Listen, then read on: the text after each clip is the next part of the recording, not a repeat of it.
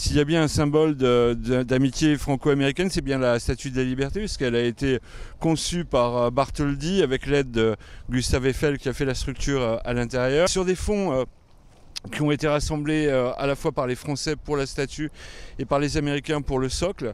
Donc elle a été envoyée par bateau, ça a pris un mois à l'époque pour traverser l'Atlantique et arriver ici, juste en face de New York, dans la baie de New York. Elle a été inaugurée en 1886.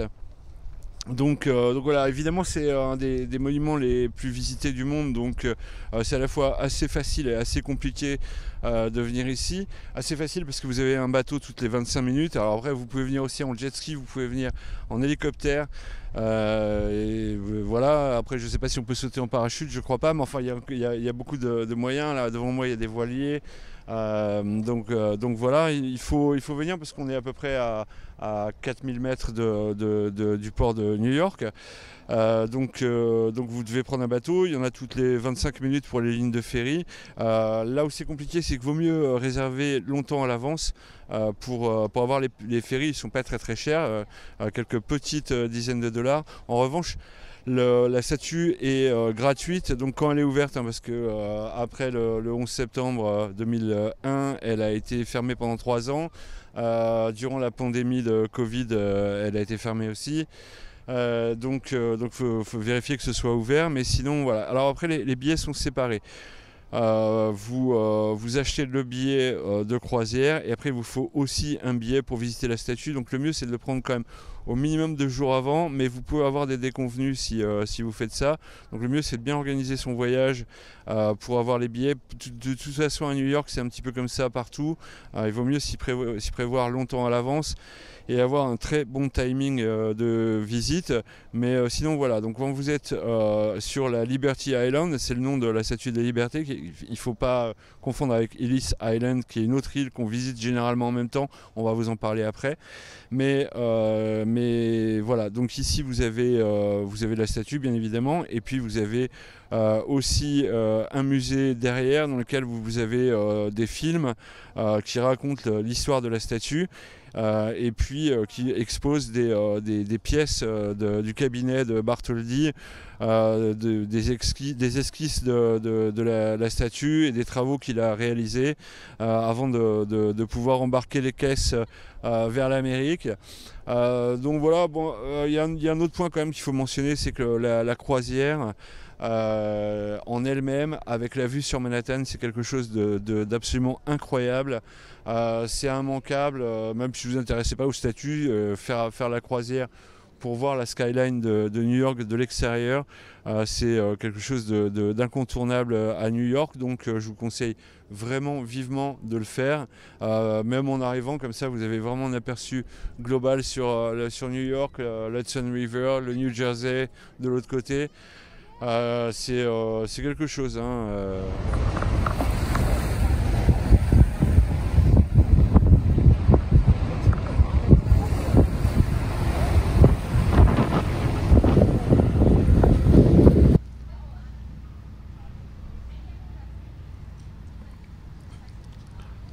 Quand vous prenez votre billet pour la Statue de la Liberté, vous avez compris en fait dans le circuit la visite de Ellis Island. Ellis Island, c'est donc entre Liberty Island, là où il y a la Statue de la Liberté, et le port de Manhattan.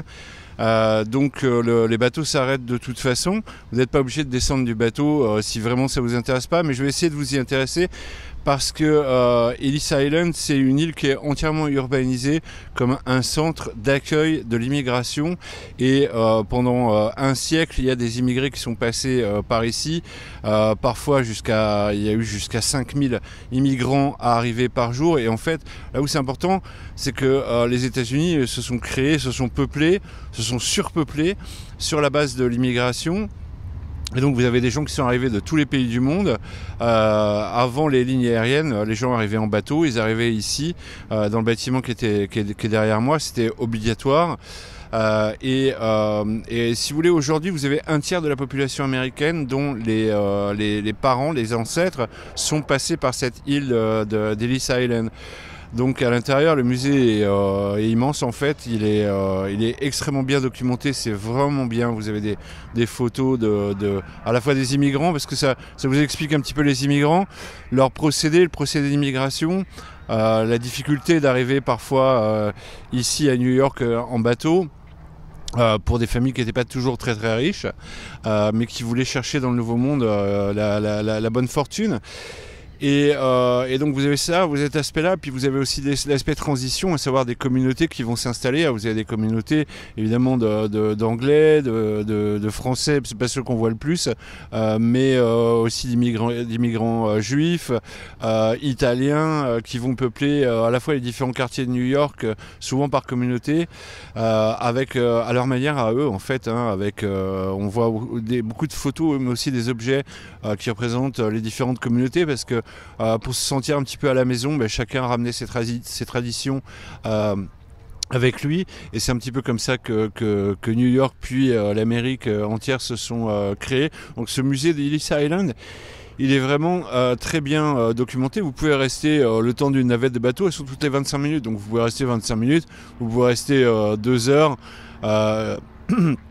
Je pense qu'il faut... vraiment, les Américains adorent ce musée-là puisque ça parle de leurs ancêtres.